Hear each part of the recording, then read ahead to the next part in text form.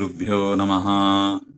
नारायणाय परिपूर्णगुणार्णवाय विश्वोदयस्थितिलयोनियतिप्रदाय ज्ञानप्रदाय विबुधासुरसौख्यदुःखसत्कारणाय वितताय नमो नमस्ते। नारायणं सुरगुरुं जगदेकनाथं भक्तप्रियं सकललोकनमस्कृतं च त्रैगुण्यवर्जितमजं विभुमाद्यमीशं वन्दे भवघ्नममरासुरसिद्धवन्द्यं। नारायणं नमस्कृत्य नरं चैव नरोत्तमं देवीं सरस्वतीं व्यासं ततो जयमुदीरयेत्।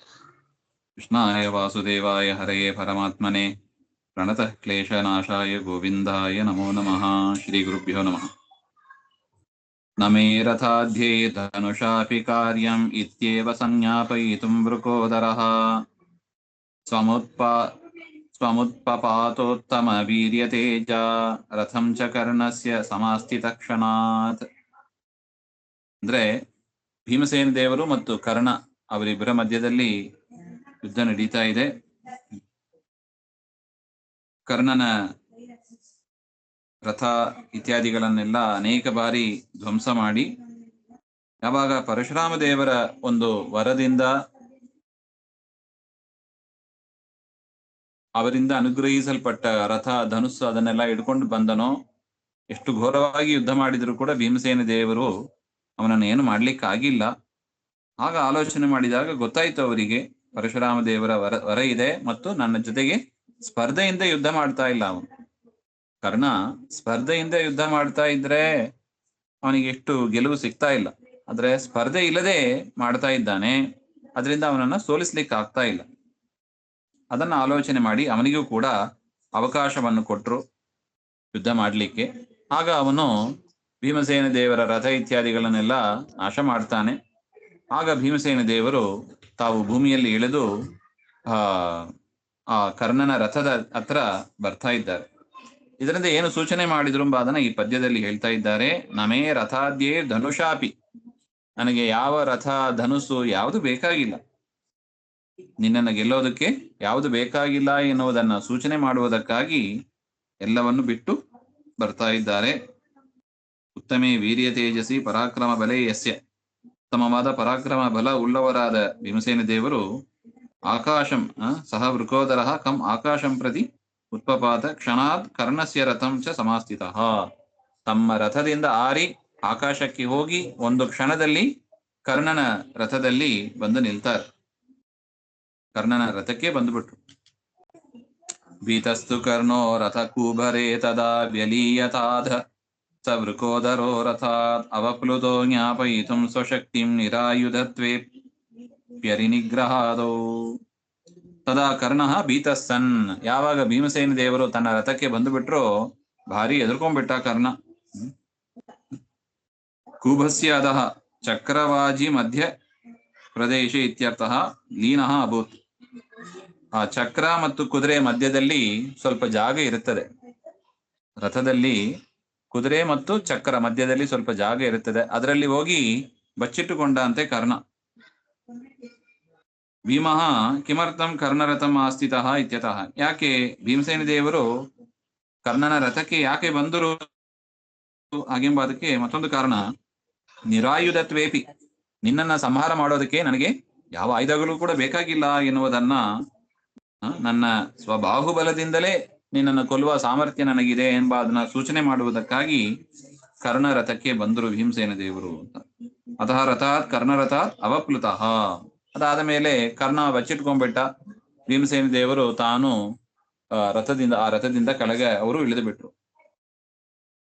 ನೈಚದ್ಗ್ರಹೀತುಂ ವಿನಿಹಂತುಮೇವ ವಾ ರಥಂ ಧನುರ್ವಾಸ್ಯ ರಣೇಪಹರ್ತುಂ ದ್ರೋಣಸ್ಯ ಯದ್ವತ್ ಪೂರ್ವಮತೀವ ಶಕ್ತೋಪ್ಯಮಾನ ಯದ್ ರಾಮವಚೋಸ್ಯ ಭಕ್ತ್ಯಾ. ಈ ಕರ್ಣನ ರಥ ಆಗಲಿ ಧನುಸ್ಸಾಗಲಿ ರಥ ಆಗಲಿ ಅದನ್ನ ಗ್ರಹಣ ಮಾಡೋದಕ್ಕೆ ನಾಶ ಮಾಡೋದಕ್ಕೆ ಇಚ್ಛೆ ಪಟ್ಟಿಲ್ಲ. ಯಾಕೆ? ಪರಶುರಾಮ ದೇವರು ಕೊಟ್ಟ ರಥ ಧನುಸ್ಸು, ಅದರಿಂದ ಪೂರ್ವಂ ದ್ರೋಣಸ್ಯ ರಥಾಧಿಕಂ ಪರಿಹರ್ತುಂ ಯದ್ವತ್ ತದಾ ಶಕ್ತಃ, ಹಿಂದೆ ದ್ರೋಣಾಚಾರ್ಯರ ರಥ ಇತ್ಯಾದಿಗಳನ್ನೆಲ್ಲ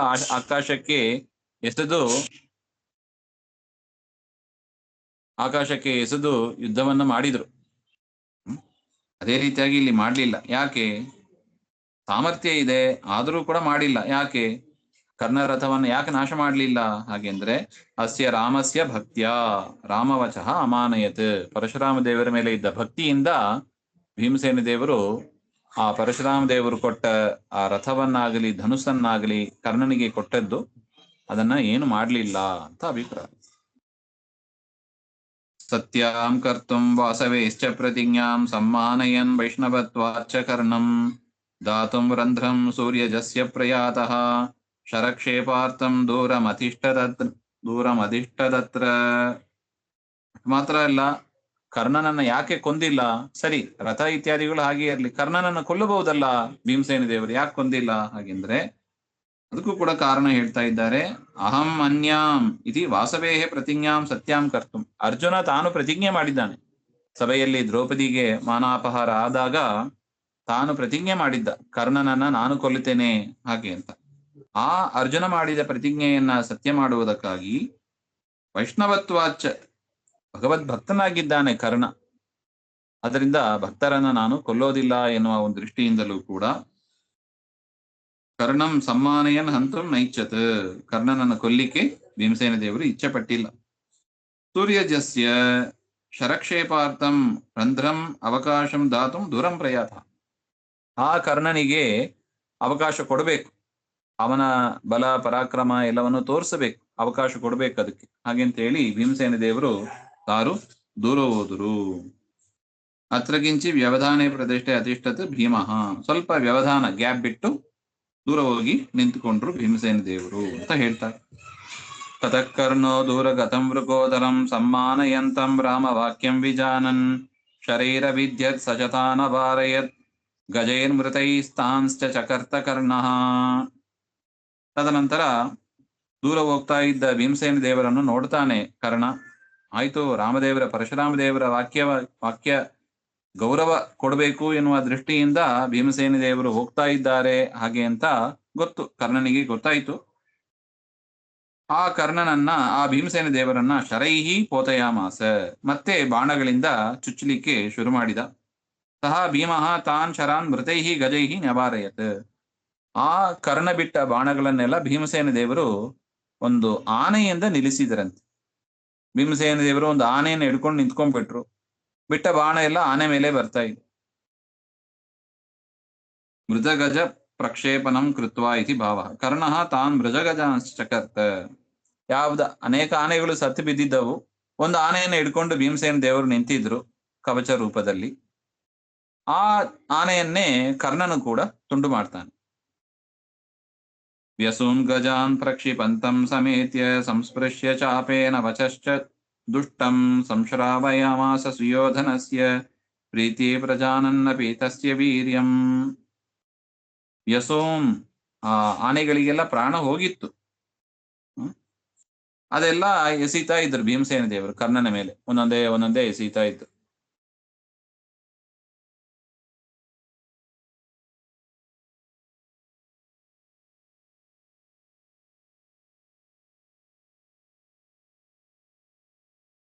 ಕೇಳಿಸ್ತಾ ಇದೆಯಾ? ಇವಾಗ ಕೇಳಿಸ್ತಾ ಇದೆ. ಹಾ, ಆನೆಗೆಲ್ಲ ಪ್ರಾಣ ಹೋಗಿತ್ತು. ಚಾಪೇನ ಧನುಷಾ ಸಂಸ್ಪೃಶ್ಯ ಕಂಠೆ ಪ್ರಾಸ್ಯ ಇತ್ಯರ್ಥಃ ಭೀಮಂ ಇತಿ ಶೇಷ. ತಸ್ಯ ಭೀಮಸ್ಯ ವೀರ್ಯಂ ಪ್ರಜಾನನ್ನಪಿ ಸುಯೋಧನಸ್ಯ ಪ್ರೀತಿ ಸಹ ಕರ್ಣಃ ದ್ರಷ್ಟುಂ ಕ್ರೂರಂ ವಚಃ ಸಂಶ್ರಾಮಯಾಮಾಸ.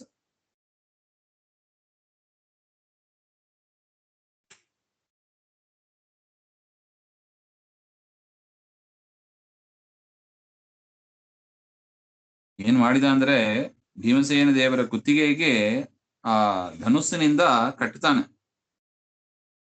ಆ ಪರಶುರಾಮ ದೇವರು ಕೊಟ್ಟ ಧನುಸ್ಸಿನಿಂದ ಭೀಮಸೇನ ದೇವರ ಕಂಠಕ್ಕೆ ಇಚುಕ್ತಾನೆ.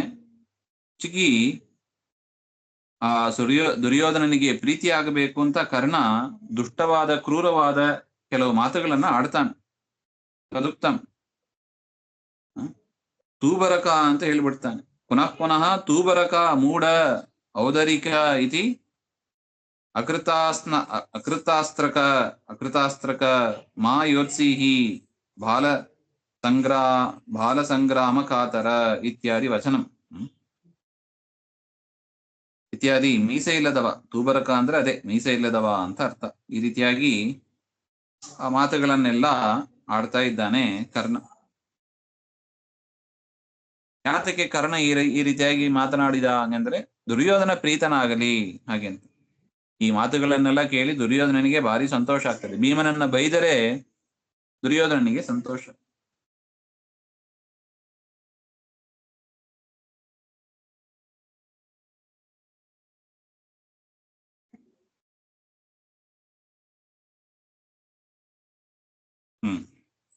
ಸಂಶ್ರಾವಯಂತಂ ವಚನಾನಿ ರೂಕ್ಷಾನ್ಯಪಾಹನದ್ ಬಾಣವರೈಸ್ತದಾರ್ಜುನಃ ಸವರ್ಮಹೀನಃ ಪಾರ್ಥ ಬಾಣಾಭಿತಪ್ತೋ ವ್ಯಪಾಗಮದ್ಭೀಮ ಆಪಾತ್ಮಯಾನಂ ತದಾ ಅರ್ಜುನಃ ರೂಕ್ಷಾನಿ ವಚನಾನಿ ಸಂಶ್ರಾವಯಂತಂ ಕರ್ಣಂ ಬಾಣಗಣೈಃ ಅಪಾಹನತ್.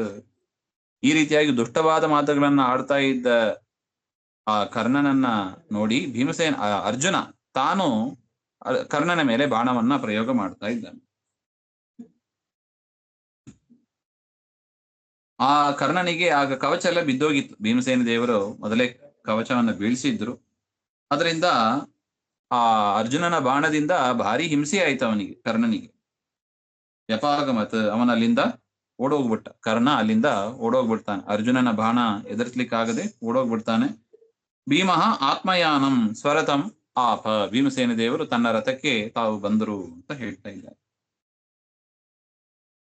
ಕರ್ಣೋ ಭೀಮೇ ವಾಸವೀಂ ನೈವ ಶಕ್ತಿಂ ವಿಮೋಕ್ತುಮೈಚ್ಛನ್ ನೈವ ಬೀಭತ್ಸುತೋನ್ಯಾನ್ ಅನ್ಯಾಮಿತಿ ಪ್ರಾಹ ಯತಃ ಸ ಕುಂತ್ಯೈ ಯದ್ಯಪ್ಯವಧ್ಯಃ ಸ ತಯಾಪಿ ಭೀಮಃ.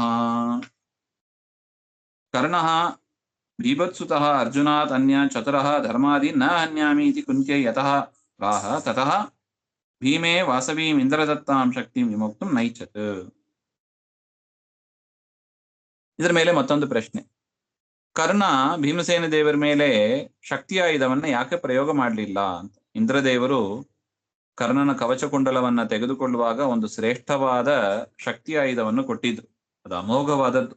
ನೀ ಯಾರ ಮೇಲೆ ಬಿಡ್ತೀಯ ಅವರು ಸಾಯ್ತಾರೆ ಹಾಗೆ ಅಂತ. ಅಂತ ಅಮೋಘವಾದ ಬಾಣವನ್ನ ಕರ್ಣ ಭೀಮಸೇನ ದೇವರ ಮೇಲೆ ಯಾಕೆ ಪ್ರಯೋಗ ಮಾಡಿಲ್ಲ ಹಾಗೆ ಅಂದ್ರೆ, ಕರ್ಣ ಕುಂತಿಗೆ ಒಂದು ಮಾತು ಕೊಟ್ಟಿದ್ದ. ಅರ್ಜುನನ್ನ ಬಿಟ್ಟು ಇನ್ ಯಾರನ್ನು ಕೂಡ ನಾನು ಯುದ್ಧದಲ್ಲಿ ಯುಧಿಷ್ಠಿರ ಮುಂತಾದ ಯಾರನ್ನು ಕೂಡ ನಾನು ಸಂಹಾರ ಮಾಡೋದಿಲ್ಲ. ಯಾಕೆ, ಸಹೋದರ ಅಂತ ಗೊತ್ತು. ಆದ್ರಿಂದ ನಾನು ಅವರನ್ನ ಸಂಹಾರ ಮಾಡೋದಿಲ್ಲ ಅಂತ ತಾಯಿ ಕುಂತಿಗೆ ಪ್ರತಿಜ್ಞೆ ಮಾಡಿದ್ದ. ಅದರಿಂದ ಇಂದ್ರದೇವರು ಕೊಟ್ಟ ಆ ಶಕ್ತಿ ಆಯುಧವನ್ನ ಪ್ರಯೋಗ ಮಾಡಲಿಲ್ಲ ಭೀಮಸೇನ ದೇವರ ಮೇಲೆ. ಸಹ ಭೀಮಃ ಯದ್ಯಪಿ ತಯಾ ಶಕ್ತಿಯ ಅವಧ್ಯ, ಆ ಇಂದ್ರದೇವರು ಕೊಟ್ಟ ಶಕ್ತಿ ಆಯುಧವನ್ನ ಪ್ರಯೋಗ ಮಾಡಿದರೂ ಕೂಡ ಭೀಮಸೇನ ದೇವರಿಗೆ ಏನೂ ಆಗ್ತಾ ಇಲ್ಲ, ಇದು ಬೇರೆ ವಿಚಾರ. ತಥಾಪಿ ಕರ್ಣಸ್ಯ ತಥಾ ಭ್ರಾಂತಿ ಇತಿ ಭಾವ. ಆದರೂ ಕರ್ಣನಿಗೆ ಒಂದು ಭ್ರಾಂತಿ ಇತ್ತಂತೆ. ನಾನೇನಾರು ಈ ಶಕ್ತಿ ಆಯುಧವನ್ನ ಪ್ರಯೋಗ ಮಾಡಿದ್ರೆ ಭೀಮಸೇನ ದೇವರು ಸತ್ತೋಗ್ತಾ ಇದ್ರು, ನಾನು ತಾಯಿಗೆ ಮಾತು ಕೊಟ್ಟಿದ್ದೀನಿ, ಅದರಿಂದ ಭೀಮನನ್ನ ಬಿಡ್ತೀನಿ ಹಾಗೆ ಅಂತ. ಆ ದೃಷ್ಟಿಯಿಂದ ಅದು ಭ್ರಾಂತಿ ಜ್ಞಾನ ಅಂತ. ಕರ್ಣನಿಗೆ ಭ್ರಾಂತಿ ಇತ್ತು. ಆ ಬಾಣ ಬಿಟ್ಟಿದ್ರು ಕೂಡ ಭೀಮಸೇನ ದೇವರಿಗೆ ಏನೂ ಆಗ್ತಾ ಇಲ್ಲ ಅಂತ. ಅಲ್ಲ, ನೀವ್ ಯಾಕೆ ಈ ರೀತಿಯಾಗಿ ವ್ಯಾಖ್ಯಾನ ಮಾಡ್ತೀರಿ? ಕರ್ಣ ತಿಳ್ಕೊಂಡದ್ದೇ ಯಾಕೆ ಭ್ರಾಂತಿ ಅಂತ ಹೇಳ್ತೀರಿ? ಯಾಕೆ ಸರಿಯಾಗಿ ಇರಬಾರ್ದು ಹಾಗೆ ಅಂತ ಪ್ರಶ್ನೆ ಬಂದ್ರೆ ಅದಕ್ಕೆ ಆಚಾರ್ಯರೇ ಉತ್ತರ ಕೊಡ್ತಾ ಇದ್ದಾರೆ. ನಾರಾಯಣಾಸ್ತ್ರಂ ಶಿರಸಿ ಪ್ರಪಾತಿತಂ ನಯಸ್ಯ ಲೋಮಾಪ್ಯದಹತ್ ಶಿರಸ್ಥಿತಂ ಕಿಂ ತಸ್ಯ ಶಕ್ತಿ ಪ್ರಕರೋತಿ ವಾಸವಿ ತಥಾನ್ಯದಪ್ಯಸ್ತ್ರ ಶಸ್ತ್ರಂ ಮಹಚ್ಚ. ಅಂದ್ರೆ ಮುಂದೆ ಯುದ್ಧದಲ್ಲಿ ಅಶ್ವತ್ಥಾಮಾಚಾರ್ಯರು ನಾರಾಯಣ ಅಸ್ತ್ರವನ್ನ ಪ್ರಯೋಗ ಮಾಡ್ತಾರೆ.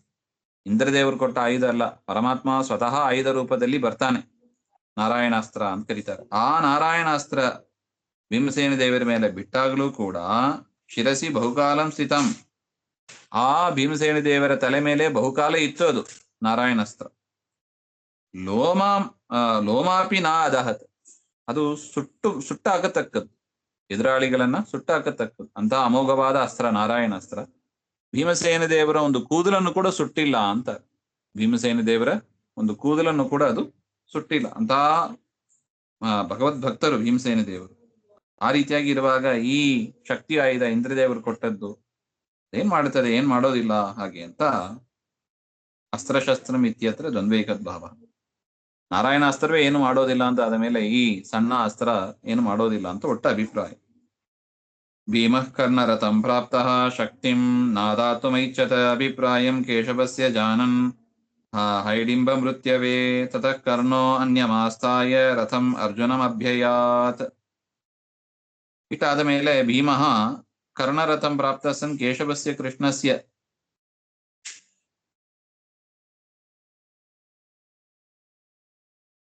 ಅಲ್ಲ ಕರ್ಣ ಭೀಮಸೇನ ದೇವರು ಹೋಗಿ ಅದನ್ನ ಅಪಹಾರ ಮಾಡ್ಕೋಬಹುದಾಯ್ತು. ಆ ಶಕ್ತಿ ಆಯುಧ ಅವನ ಹತ್ರನೇ ಇತ್ತು. ಹೇಗಿದ್ರು ರಥಕ್ಕೆ ಹಾರಿದ್ದಾರೆ, ಅಲ್ಲೇ ಶಕ್ತಿ ಆಯುಧ ಇತ್ತು. ಅದನ್ನ ಭೀಮಸೇನ ದೇವರು ತೆಗೆದು ಮುರಿದಾಕಬಹುದಾಯ್ತಲ್ಲ, ಭೀಮಸೇನ ದೇವರು ಯಾಕೆ ಮಾಡಿಲ್ಲ ಅಂತ ಅದ್ರ ಮೇಲೆ ಮತ್ತೊಂದು ಪ್ರಶ್ನೆ. ಅದಕ್ಕೆ ಆಚಾರ್ಯರು ಉತ್ತರ ಕೊಡ್ತಾ ಇದ್ದಾರೆ, ಹೌದು ಅಲ್ಲೇ ಶಕ್ತಿ ಆಯುಧ ಇತ್ತು, ಅದನ್ನ ಭೀಮಸೇನ ದೇವರು ಮುಟ್ಲಿಲ್ಲ. ಯಾಕೆ? ಪರಮಾತ್ಮನ ಸಂಕಲ್ಪ ಏನಿತ್ತಂದ್ರೆ ಆ ಶಕ್ತಿ ಆಯುಧದಿಂದಲೇ ಘಟೋತ್ಕಚ ಸಾಯಬೇಕು, ಮುಂದೆ ಬರ್ಲಿಕ್ಕಿದೆ. ಘಟೋತ್ಕಚ ಸಾಯೋದಕ್ಕೆ ಆ ಶಕ್ತಿ ಆಯುಧವನ್ನ ಕರ್ಣ ಬಳಸ್ತಾನೆ. ಅದರಿಂದ ಶಕ್ತಿ ಆಯುಧ ಈಗಲೇ ಭೀಮಸೇನ ದೇವರು ತೆಗೆದು ಬಿಟ್ರೆ ಘಟೋತ್ಕಚನ ಸಂಹಾರ ಆಗೋದಿಲ್ಲ. ಆದ್ರೆ ಪರಮಾತ್ಮನ ಇಚ್ಛೆ ಏನು? ಕರ್ಣನಿಂದ ಆ ಶಕ್ತಿ ಆಯುಧದಿಂದ ಘಟೋತ್ಕಚ ಸಾಯಬೇಕು ಅಂತ ಪರಮಾತ್ಮನ ಇಚ್ಛೆ. ಅದನ್ನ ಅರಿತವರಾಗಿ ಭೀಮಸೇನ ದೇವರು ಆ ಶಕ್ತಿ ಆಯುಧವನ್ನ ತಾನು ಅಪಹಾರ ಮಾಡಲಿಲ್ಲ. ಅನಂತರ ಕರ್ಣ ಅನ್ಯಂ ರಥಂ ರಾಮದತ್ತ ರಥಾತ್ ಅನ್ಯಂ, ಪರಶುರಾಮ ದೇವರು ಕೊಟ್ಟ ರಥವನ್ನು ಬಿಟ್ಟು ಬೇರೆ ರಥದಲ್ಲಿ ಕರ್ಣ ಅರ್ಜುನನ ಹತ್ರ ಯುದ್ಧಕ್ಕೆ ಅಂತ ಹೋಗ್ತಾನೆ ಅಂತ ಬರ್ತದೆ. ಇಷ್ಟು ಈ ಕಥಾಭಾಗ ನಿರ್ಣಯ ಆಗಿದೆ. ಮುಂದಿನ ವಿಚಾರ ಮತ್ತೆ ನೋಡೋಣ. ಶ್ರೀಮಧ್ವಾಂತರ್ಗತ. ಶ್ರೀ ಕೃಷ್ಣಾರ್ಪಣಮಸ್ತು. ಶ್ರೀ ಹರೇ ನಮಃ.